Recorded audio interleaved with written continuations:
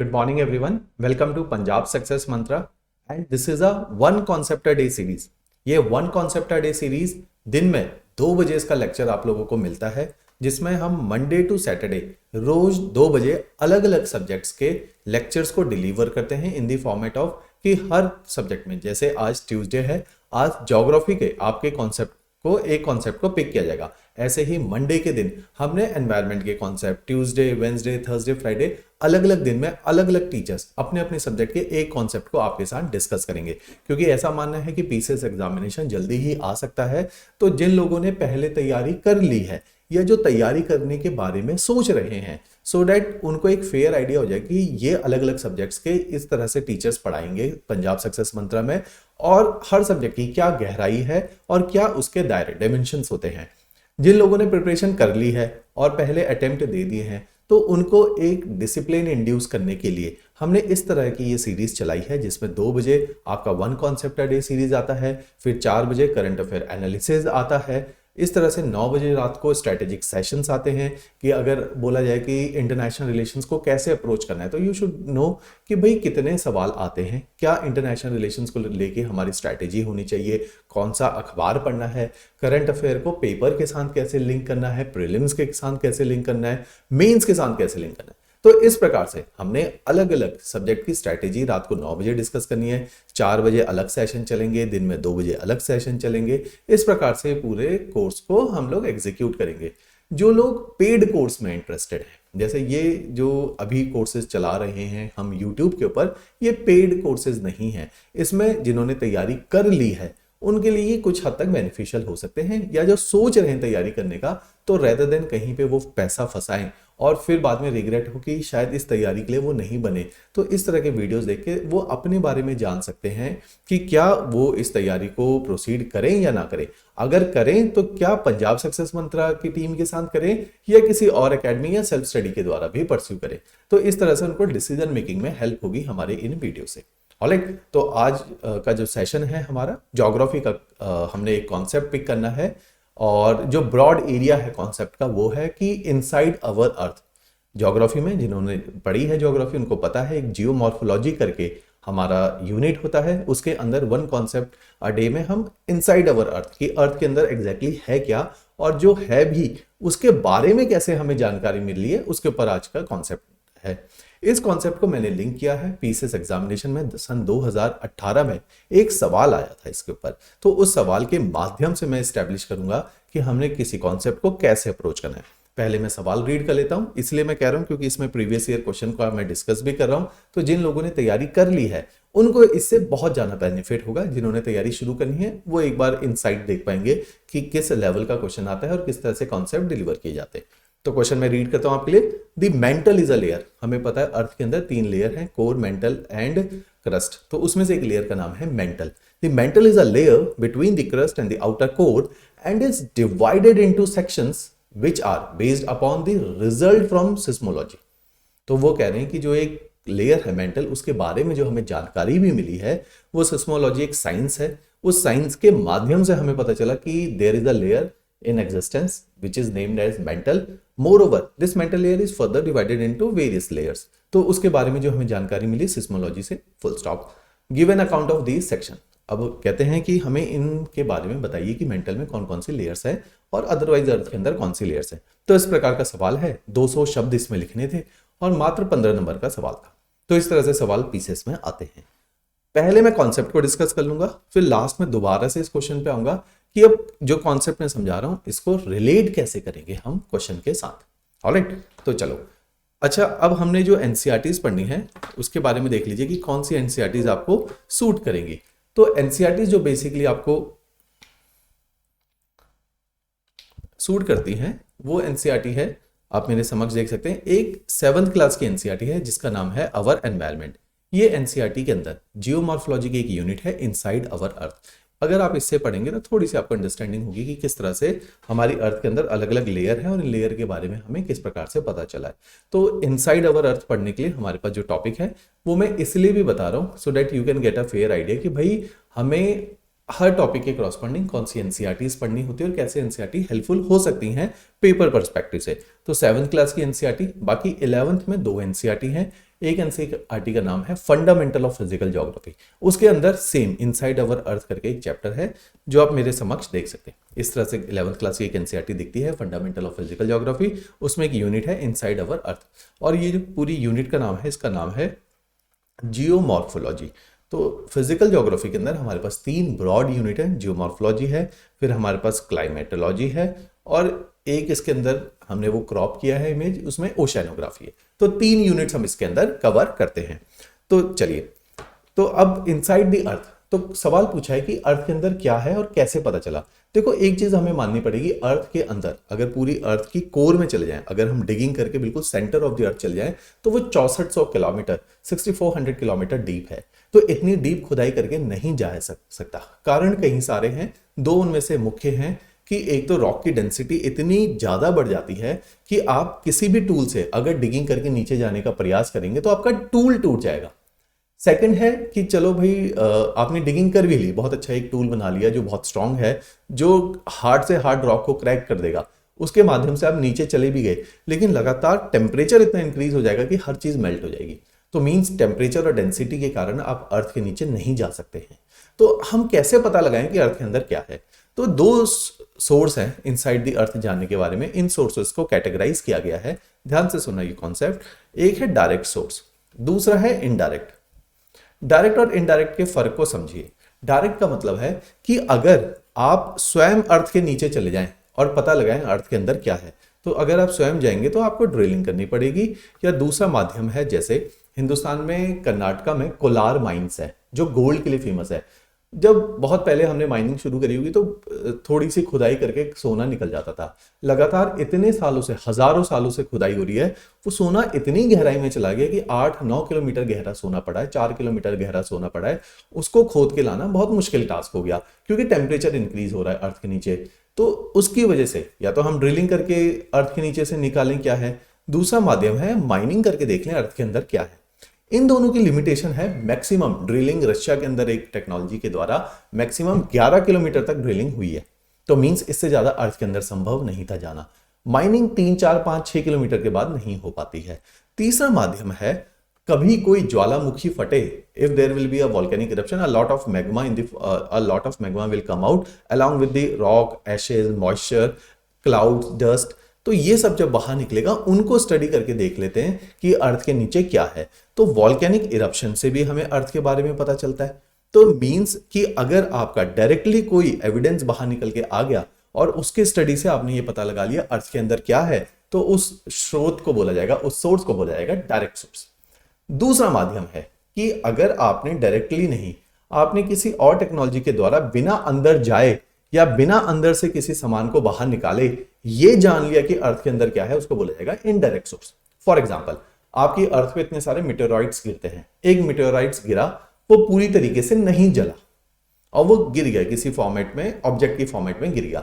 आपने उस मीटेओराइट को तोड़ा, उसके अंदर देखा, ये जानने के लिए कि हमारी अर्थ भी ऐसी दिखती होगी। तो meteorite is an form of indirect source, क्योंकि आप उसके अंदर नहीं गए, अर्थ के अंदर ना, अर्थ के अंदर से कोई सामान निकाला, तो मीटेओराइट से पता चलता है अर्थ के बारे में। दूसरा कैसे पता चलेगा? अर्थ के अंदर अर्थक्वेक आते हैं, अर्थक्वेक आने से कुछ वाइब्रेशंस प्रोड्यूस होती हैं, वेव्स प्रोड्यूस होते हैं, जिसको बोला जाता है सिस्मिक वेव्स।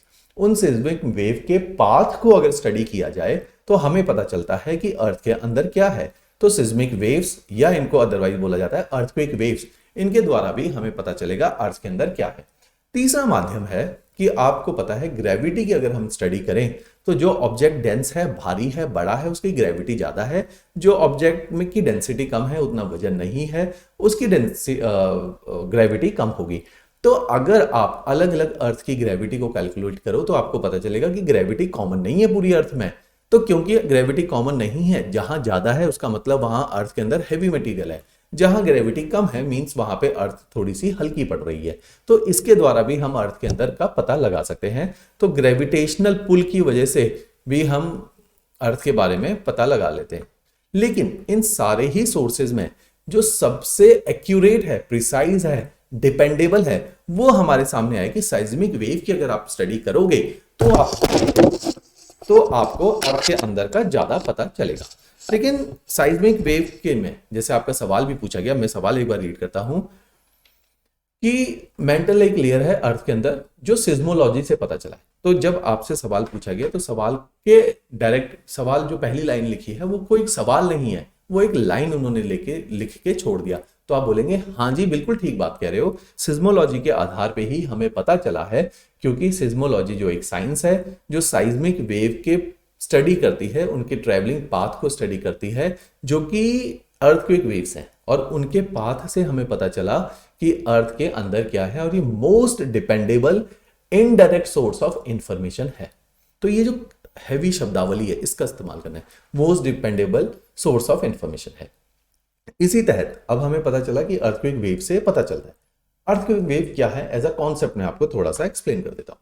देखो अर्थ के अंदर मैंने जैसा कि बताया कि जब अर्थक्वेक आएगा, लेट सपोज इस तरह से आपने प्लेट टेक्टोनिक पढ़ा हुआ है, तो अर्थ के अंदर दो प्लेटों का टकराव होता है। अर्थ में लगातार, प्लेट का मतलब है कि पूरी अर्थ एक कॉन्टिन्यूअस ऑब्जेक्ट नहीं है, पूरी अर्थ के ऊपर प्लेट्स, जैसे आप ऐसा मान सकते हैं पानी के ऊपर वुडन ब्लॉक्स तैर रहे हैं, ऐसे फ्लोटिंग वुडन ब्लॉक्स आपस में अगर टकरा जाएं या एक दूसरे से दूर चले जाएं तो कुछ वाइब्रेशंस प्रोड्यूस होती हैं, उन वाइब्रेशन से अर्थक्वेक के झटके आते हैं। तो इस अर्थक्वेक के झटके से जो वेव्स प्रोड्यूस होती है इनको बोला जाता है साइज्मिक वेव। इन साइज्मिक वेव के चलने के तरीके, the mode of their travelling के बेसिस पे इनको दो भाग में डिवाइड किया जाता है। एक को बोला जाता है प्राइमरी वेव्स, जो कि आप एनसीईआरटी में पढ़ लेंगे। दूसरी वेव्स है, प्राइमरी का मतलब है बहुत तेज गति से चलती हैं, तो जैसे ही अर्थक्वेक आएगा सबसे पहले ये वेव धरती पे आके बता देंगे कि अर्थक्वेक आ गया है। दूसरी वेव है, ये थोड़ी सी धीमी गति से चलती हैं, इनको बोला जाता है सेकेंडरी वेव्स। तो ये प्राइमरी के थोड़ी धीरे बाद आके बताएंगे कि अर्थक्वेक आ गया। तो ये दो प्रकार की वेव्स हैं जिनकी वजह जो अर्थक्वेक से प्रोड्यूस होती हैं। इन वेव्स के चलने के तरीके, अगर पूरी अर्थ, देखो ध्यान से सुनो कॉन्सेप्ट, अगर पूरी अर्थ एक कॉन्टिन्यूअस ऑब्जेक्ट होती, एक यूनिफॉर्म डेंसिटी की ऑब्जेक्ट होती, वर्ड है यूनिफॉर्म डेंसिटी, तो ये वेव्स सीधी सीधी चलती रहती। लेकिन हमें पता है अर्थ के अंदर अलग अलग डेंसिटी की वेरिएशन है, जिनकी वजह से ये वेव टेढ़ी मेढ़ी चलती हैं, मींस इनका पाथ स्ट्रेट नहीं होता। तो इन वेव्स के ट्रैवलिंग पाथ से, ध्यान से सुनो, इन वेव्स के ट्रैवलिंग पाथ से हमें पता चलता है अर्थ में डेंसिटी का वेरिएशन है। दूसरी बात, अब ये डेंसिटी घट रही है बढ़ रही है, ये भी वेव्स से पता चलता है। अगर वेव की स्पीड तेज हो जाए तो मींस डेंसिटी अधिक है, अगर धीमी हो जाए तो मींस डेंसिटी कम है। जब हमने सिज्मोग्राफ से देखा कि जैसे जैसे धरती के नीचे जाती हैं ये वेव, इनकी स्पीड तेज हो जाती है, वेलोसिटी तेज हो जाती है, जिससे ये पता चला अर्थ के अंदर डेंसिटी घट नहीं रही, बढ़ रही है। तो जो डेंसिटी के आधार पे, इनकी स्पीड के आधार पे हमने देखा, पहले ये धीरे चलती हैं, फिर ये तेज हो जाती है, फिर ये बहुत तेज हो जाती है। तो इसका मतलब अर्थ में 3 लेयर हैं।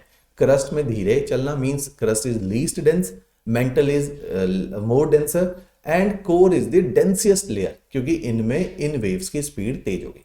पहली बात हमें पता चली। फिर हमने इन वेव के बारे में और जाना। हमने देखा कि जो पी वेव्स हैं, जैसे मैं आपको बताया कि अगर यहाँ पे अर्थक्वेक आया फोकस पे, तो ये वेव आके हिट करेंगी आपके सरफेस पे। जो सबसे पहले हिट करेगी उसका नाम पी है, दूसरी का नाम एस है जो सेकंड नंबर पे आएगी। और उसी तहत हमने देखा पी वेव के चलने का जो तरीका है वो अलग है, एस वेव के चलने का तरीका अलग है। पी वेव सारे मीडियम से, अगर सॉलिड है अगर लिक्विड है, इन दोनों को पास करके चली जाएगी। लेकिन एस वेव के साथ एक प्रॉब्लम है, एस सॉलिड को तो पास कर लेती है, लेकिन अगर कोई तरल पदार्थ आ जाए, if there is a liquid layer, S wave can not cross that layer. तो जब हमने स्टडी किया, हमने देखा ये एस वेव जो है कहीं पे जाके खो जाती हैं। ये एस वेव कोर में जाके नहीं मिलती हैं। हमने सोचा ये कोर में क्यों नहीं मिल रही हैं, फिर हमने ये अंदाजा लगाया और इनके बारे में जाना कि ये ना लिक्विड में ट्रेवल नहीं करती। इसका मतलब कोर का जो आउटर वाला पार्ट है वो लिक्विड मीडियम का बना है और वो इनको एंटर नहीं करने दे रहा। तो जब हमने देखा कि एस वेव कोर में एब्सेंट है, तो हमने ये कंक्लूजन ड्रॉ किया, तो means there must be a liquid layer inside the earth. ये हमने कंक्लूजन ड्रॉ किया। एक और कंक्लूजन देखो, तो सवाल यही तो पूछा गया है कि सिज्मोलॉजी की मदद से हमें कैसे पता चला। सिज्मोलॉजी से हमने पता लगाया दो तरह की वेव हैं, उनमें से वेव के चलने के तरीकों से हमने पता लगाया कि स्पीड तेज है तो डेंसिटी ज्यादा है, स्पीड कम है तो डेंसिटी कम है। दूसरी बात कि अगर एस वेव के बारे में हमें पता था कि ये पानी में नहीं चल सकती और ये कोर में एब्सेंट है, तो इससे हमने एक लॉजिकल कंक्लूजन ड्रॉ किया, तो means outer core must be in the form of liquid medium. तो हमें ये पता चला। कैसे पता चला? हमने तो जाके नहीं देखा ना लिक्विड है, हमें वेव ने बताया कि वहां लिक्विड रखा है। मोर ओवर एक लेयर है जिन्होंने तैयारी करी है, उन्होंने इस लेयर का नाम सुना है, लेयर का नाम है एथिनोस्फेयर। एथिनोस्फेयर जो लेयर है ये पार्शियल सॉलिड है, पार्शियल लिक्विड है। पार्शियल सॉलिड पार्शियल लिक्विड का मतलब है ना पूरी तरीके से सॉलिड है ना पूरी तरीके से लिक्विड है, थिक लिक्विड। आप समझो बहुत गाढ़ा, जैसे हनी होता है बहुत गाढ़ा लिक्विड होता है, वाटर बिल्कुल तरल होता है, तो हनी की जैसी ये लेयर है। तो ये लेयर में एस वेव एब्सेंट नहीं होती क्योंकि एस वेव प्योर लिक्विड में एब्सेंट होती है, लेकिन जब इस लेयर से क्रॉस करेगी एस वेव, इसकी स्पीड कम हो जाएगी। तो हमने जाना इस एस लेयर से कि क्रॉस तो कर रही है, अचानक से 10 किलोमीटर प्रति घंटे की रफ्तार से या अचानक से 6 किलोमीटर प्रति घंटे की रफ्तार से चल रही है, तो इसका मतलब है कि कोई सेमी लिक्विड लेयर आ गई। क्रॉस तो कर लिया, मींस सेम लिक्विड लेयर आ गई। उससे हमें पता चला कि there is a layer which is known as asthenosphere inside the earth. तो हमें ये जो सारी जानकारी मिली, ये सारी जानकारी को देने का श्रेय जाता है हमारी सिज्मोलॉजी को या हमारी साइज्मिक वेव्स को। जब हमने इन वेव्स की स्टडी को किया तो हमने जाना अर्थ के अंदर क्या रखा है और कहां कहां पे रखा गया, क्या रखा है और किस पर्टिकुलर लोकेशन में, क्या कोर सेंटर में है कि कोर टॉप पे है। तो इस तरह से हमने सिज्मोलॉजी की मदद से ये सारी बातों को जाना। यही जानते हुए हमने जब देखा एक शब्द होता है शैडो जोन। शैडो जोन का मतलब क्या होता है? शैडो का अर्थ होता है एक ऐसा एरिया जहां लाइट नहीं पड़ती। जैसे मेरे सामने अगर लाइट पड़े तो मेरी एक शैडो बनेगी। शैडो डार्क कलर की होती है, वो जो डार्क कलर है वो रिप्रेजेंट कर रहा है कि मेरी बॉडी ने लाइट को पास नहीं होने दिया, तो वहां पे लाइट नहीं पहुंच पाई। तो अगर साइज्मिक वेव का एक शैडो जोन बने, इसका मतलब है वहां पे ये साइज्मिक वेव नहीं पहुंच पाई, जैसे लाइट नहीं पहुंच पाती। तो जब हमने शैडो जोन देखा, जैसा कि एस वेव के केस में देखा कि कोर का बाहरी हिस्सा जिसको आउटर कोर आज बोला जाता है वो लिक्विड मीडियम का है, जिसके कारण एस वेव का एक शैडो जोन बहुत बड़ा बनेगा, मींस एस वेव कोर को नहीं क्रॉस कर पाएंगी, जिससे हमें पता चला the shadow zone of S wave is exhibiting there is a outer liquid core present inside the earth. Moreover the speed of S wave all of sudden decreases in the upper mantle, which depicts there is a semi liquid layer in the upper mantle which is asthenosphere। तो अगर हम P wave के path को देखें कि P wave के path को देखें which can cross every medium, still there is a shadow zone in the case of P wave, तो we may conclude there is a density variation inside the earth, and because of this density variation P waves are not being able to arrive everywhere inside the earth or across the earth। So from the shadow zone of P wave we came to the conclusion there is a density variation inside the earth। इस शब्द को समझो, density variation inside the earth, कि अगर density का variation नहीं होता तो पी वेव पूरी धरती में, क्योंकि सॉलिड लिक्विड हर जगह से पास हो जाती है, तो हर जगह होनी चाहिए थी, फिर भी नहीं है, तो मींस रिफ्लेक्शन, शब्द सुनो, रिफ्लेक्शन एंड रिफ्रैक्शन होने के कारण वो कहीं पे एब्सेंट हो जाती है। और ये जो रिफ्लेक्शन एंड रिफ्रैक्शन है, this is the outcome of density variation. तो इससे हमें पता चला अर्थ के अंदर अलग अलग लेयर हैं। अब लेयर कौन सी हैं ये देखो। इन जब साइज्मिक वेव को हमने पूरी तरह स्टडी किया तो हमने, अब ये सारी बातें हैं कंक्लूजन, साइज्मिक वेव को स्टडी करके कंक्लूजन निकाला। तो कंक्लूजन से क्या पता चला कि अर्थ का बाहरी लेयर है जिसका नाम है क्रस्ट, जो सबसे पतला होता है। ये ऐसा समझ लो कि अगर आपके पास ऑरेंज या कीनू है तो कीनू का जो आउटर पीलिंग है, जो सबसे पतली है, जो सबसे थिनेस्ट है, वो हमारा क्रस्ट है। उसके अंदर एक लेयर है जो सबसे बड़ी लेयर है इन सब में, इसका नाम है मेंटल। इस मेंटल के भी 3 हिस्से हैं। ये 3 हिस्से on the basis of its density and state है। ऊपर वाले हिस्से को बोला जाता है अपर मेंटल। इसी अपर मेंटल का एक पार्ट है जिसको बोला जाता है एथिनोस्फेयर, और इसके बाद आता है लोअर मेंटल जिसकी डेंसिटी अधिक है। तो मेंटल, अपर और लोअर मेंटल में रॉक की डेंसिटी एंड रॉक की टाइप दोनों चेंज हो जाती है। फिर इनके अंदर आता है आउटर कोर जो लिक्विड कैरेक्टर का है, उसके बाद आता है इनर कोर जो फिर सॉलिड हो जाता है, which is having the highest density. And how we could able to calculate its density? Because of the speed of P and S wave, we know the speed of these waves becomes higher as the density of the material is higher. So because since the density of a material is more, the velocity of these wave will increase. तो ये हमें सब कुछ बातें यहां से पता चली। उसके बाद हमें पता चला, जैसा कि मैंने बताया, कि हर लेयर के बाद दूसरी लेयर जब भी आती है तो बीच में एक लेयर होती है। जब मान लो कि क्रस्ट से आप मेंटल में गए, क्रस्ट की डेंसिटी है तकरीबन 2.6 ग्राम पर सेंटीमीटर क्यूब, मेंटल की डेंसिटी है 5.5 ग्राम पर सेंटीमीटर क्यूब। तो ये 2.5 से 5.5 एकदम से नहीं हुआ होगा, एक जोन होगा जहां पे 2.5 का 3, 3 से 3.5, 4, 4.5, 5, 5.5। तो ये जो जोन है, जो रीजन है जहां पे ये बदलाव हुआ है, उस रीजन को बोला जाता है जोन ऑफ डिसकंटिन्यूटी, कि यहां पे इस जोन के अंदर लेयर ने बदलना शुरू किया अपने कैरेक्टर को। तो ऐसे जोन ऑफ डिसकंटिन्यूटी कहां पे होंगे? क्रस्ट से मेंटल में जाओगे तो एक जोन ऑफ डिसकंटिन्यूटी आएगा जिसको बोला जाता है मोहरोविक डिसकंटिन्यूटी। ऐसे ही अगर आप देखिए, लेट्स चेंज द पेन, अगर आप मेंटल से, अपर मेंटल से लोअर मेंटल में जाओगे, फिर एक जोन ऑफ डिसकंटिन्यूटी आएगा जिसका नाम है रेपिटी डिसकंटिन्यूटी। फिर ऐसे ही जहां जहां पे लेयर में बदलाव होगा वहां पे ऐसे जोन आएंगे जहां पे ये बदलाव हो रहा होगा। तो ऐसे बदलते हुए एरियाज को बोला जाएगा जोन ऑफ डिसकंटिन्यूटी। तो जब आप मेंटल टू कोर जाओगे फिर आएगा गटन्सबर्ग डिसकंटिन्यूटी, फिर आएगा लेहमैन डिसकंटिन्यूटी। तो ये जो अर्थ के अंदर अलग अलग डिसकंटिन्यूटी जोन्स हैं, ये भी कैसे पता चला? From the travelling path of P and S waves. Alright, next is, इसके बाद हमने फाइनली एक अपने दिमाग में पिक्चर बना दी कि earth has been divided into various concentric layer. Moreover the density of the earth is increasing with the increase in depth and there are various zone of discontinuities inside the earth. यह हमने conclusion draw किया।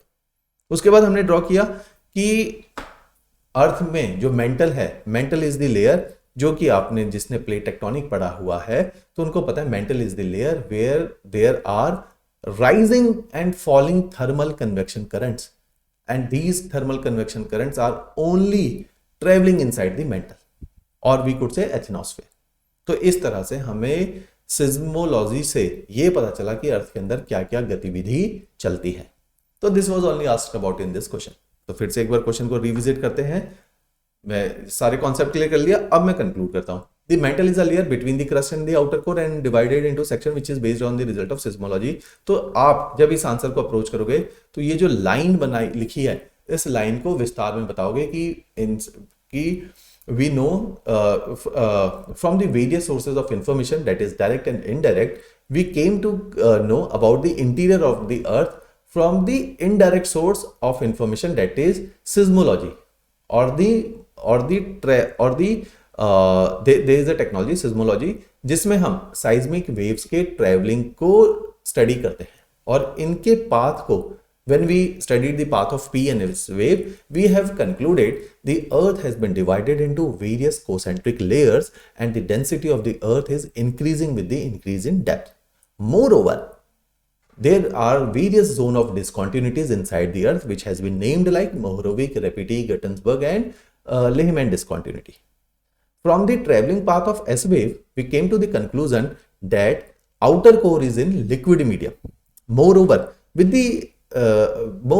in the upper mantle, we have seen the velocity of P wave decreases suddenly, and because of this sudden decrease in the velocity of P wave, we have concluded there is a semi-liquid layer inside the earth in upper mantle which has been named as asthenosphere. बस इतनी सी बात लिखनी थी कि हमें ये जो सारी बातें पता चली, साइज्मिक वेव से अर्थ के इंटीरियर को कनेक्ट कर दिया। तो जब हम क्लासेस में पढ़ाते हैं, दो टॉपिक पढ़ाते हैं, एक इनसाइड द अर्थ, एक सिज्मोलॉजी, और जब इन दोनों को कनेक्टेड क्वेश्चन यहाँ पे हमारे समक्ष आ गए, तो give the account of the section. तो हमने अलग अलग लेयर के बारे में बता दिया, अपर मेंटल की भी बात करी, लोअर मेंटल की भी बात करी, एथेनोस्फेयर की भी बात करी, और इनके अंदर की डेंसिटी के बारे में भी थोड़ा सा डेटा हम दे देंगे। बस that was the only requirement which has been asked in this question. Geography का सवाल है, बिना डायग्राम बनाए नंबर नहीं मिलेंगे। दो डायग्राम बनाने थे, एक इनसाइड द अर्थ, एक पी और एस वेव के ट्रेवलिंग पाथ का, ताकि कनेक्शन स्टैब्लिश हो। This inside of the earth is reflected because of this articulated because of the P and S wave। बस ये डायग्राम की रिक्वायरमेंट थी, तो आपको अच्छे से नंबर इसके अंदर मिल जाते।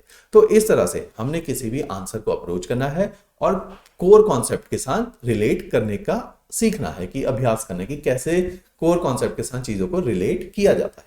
ऑलराइट, तो this was all about one concept a day series in geography. कल हम नेक्स्ट सब्जेक्ट लेकर आएंगे, तो इसी प्रकार से दिन में रोजाना 2 बजे आपको अलग अलग सब्जेक्ट्स के कॉन्सेप्ट डिलीवर किए जाएंगे। Thank you.